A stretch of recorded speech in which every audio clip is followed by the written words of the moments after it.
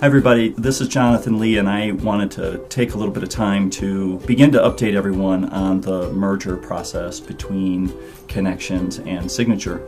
And I think what's really important is to start off at the very beginning. I'd like to talk a little bit about the history of Signature Health and some of the services that we currently provide, and think about what it is that I hope that the combined organizations can do in the future, what you can expect over the short and medium term as we begin to think about bringing these two great organizations together. Signature was founded in 1993. I am one of the original founders with my dear friend Paul Brickman. The fundamental genesis of the agency was I had a real passion for helping other kids out there that had gone through the same kind of addiction problems that I had gone through. I make no secret about it. I was fortunate enough to find recovery from drug addiction when I was 17. Also fortunate enough that a couple of years later I had an opportunity to go back and work at St. Luke's Hospital in the same treatment center that I went to as a young man. And that forever changed my life. I knew very early on that I wanted to give back and I wanted to help, and I had a mission, frankly, to find other Jonathans out there. I wanted to find other kids that we could help. Let's backtrack a little bit, talk a little bit about how is it that we got here. I think most of you know, but if you don't, I was approached by your CEO, Esther Ploss, approximately a year ago to begin to think about this. Esther is really a visionary and was really thinking long term and what was going to be in the best interest of the patients and staff members at Connections. And she began to realize that the field of behavioral health is really in a mode of growing, changing, evolving, accountability, and a lot of value for the dollar. We realized that organizations really kind of need to scale up. They need to get bigger, because while having a large organization certainly have some needed bureaucracy and systems that get put in place, it also has a real serious upside when it comes to contracting with managed care companies, for instance, or really being able to make a substantial impact on the health and health care of our patients. And so it's with that in mind that she began to think about getting larger, and I had similar thoughts. So she reached out to me about a year ago and asked me if I would consider that and think about Connections as an important strategic partner. Frankly, it really didn't take me long to see that as a natural fit and a no-brainer. We had begun working together for quite some time through the Pinnacle Partners initiative that Esther had initiated. She was really excited about some of the things that we were doing at Signature in terms of moving towards becoming a federally qualified health center. We had more and more progressively substantive discussions, got to a place where we decided maybe we should get a consultant to help us hammer out the details of bringing these two organizations together. And the rest, as they say, is history. It was a lot of legal work and paperwork, so on and so forth. It's really now that the real work begins. Through my travels of providing some consulting and doing assemblies and prom promise and various kinds of prevention work in schools, I met Paul Brickman, and we quickly realized that we had very similar values and very similar mission. So we decided that we were going to start working in schools and in school districts doing prevention. So we began in Willoughby Eastlake School District and in the Chardon School District. Originally, it grew from there. An assistant principal from one building would get a job at another building, and next thing we know, we were expanding out into a new school district. The prevention work that we did in the early 90s grew kind of organically in that way. I would be in many districts: Chagrin Falls, University School, Gilmore Academy, South Euclid, Lyndhurst. Paul was going to Wycliffe. We were in Euclid, Kirtland. And eventually one of the administrators that originally hired me at Chardon, after he had done some travels through a couple of different school districts here locally, he took a principalship out in Ashtabula. He became principal of Ashtabula High School. He called me that summer after he had taken that job and said, "Jonathan, we've got a 30% dropout rate. rampant teen pregnancy, drug abuse all over the place. I really need you to come and help. Frankly, if it had been anybody else other than the very first principal that ever hired me, I probably would have said no, but I couldn't say no to somebody that helped me get started. And so I started traveling down I-90, and that was really the beginning of our services and work in Ashtabula and how we got established after really spending most of our time in Lake County. Kind of like layers of an onion, the agency has grown from those early days of doing prevention. We didn't have this genius business plan. It was just kind of feeling our way through the dark. We got to the end of the school year and it was summertime and there wasn't a whole lot to do in the summer, and Paul and I decided that we knew a little bit about how to do outpatient chemical dependency treatment with my experience in St. Luke's Hospital and his experience at Glen Bay Hospital. We thought that that was an added service that would make sense and certainly would be year-round. So we did that. Eventually we added chemical dependency service for adults. Over the years, it didn't take a rocket scientist for us to figure out that some of our patients were really duly diagnosed and needed some pretty substantial mental health service and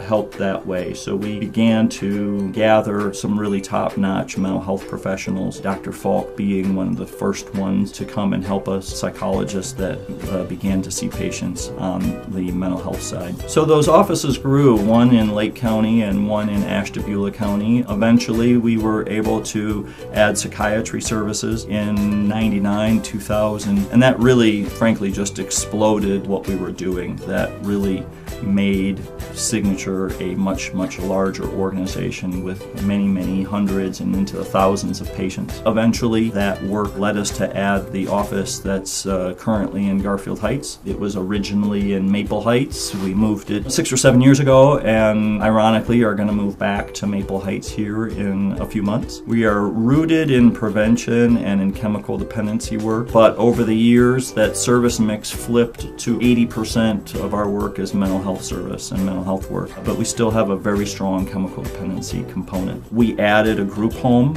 out in Ashtabula for severely mentally disabled adults about 10 years ago. There's 16 beds in a beautiful Victorian home that we completely remodeled. More recently, we have added pharmacy services in the last 5 years or so. We added primary medicine services. So now we are also the family physician for many of our patients. And that's been a really interesting turn of events because the way that primary medicine and the rest of general medicine operates is quite a bit different than behavioral health. And so we've been going through growing pains and kind of the culture clash that way. This past year, we added residential services for children. So we take kids 8 to 18 or so in a 16-bed residential facility that's also out in Ashtabula. And I know that the more recent activities here in 2016 have gotten a lot of attention. We became a federally qualified health center. Essentially, that's a federal designation, very similar to being designated as a community mental health center. This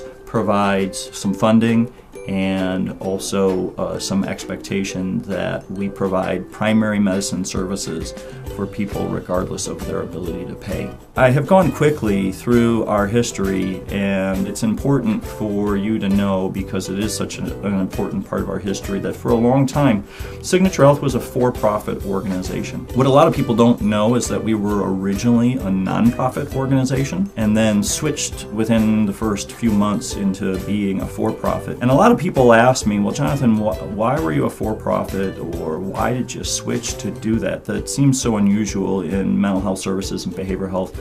Almost everybody is a nonprofit. And the reason really that I switched is because I wanted everyone to be focused on providing value and making sure that we were really servicing our patients and our customers. One of the downfalls of being a nonprofit and getting all of your funding from grant funding is that the definition of success is getting your grant refunded. And so if you get refunded, that must mean that you did the right things. Well, I tend to disagree. I think that when school districts are saying what you're doing is valuable, when patients are saying what you're doing is valuable, and they're voting with their feet and they're voting with their payments, that's truly the real definition of success.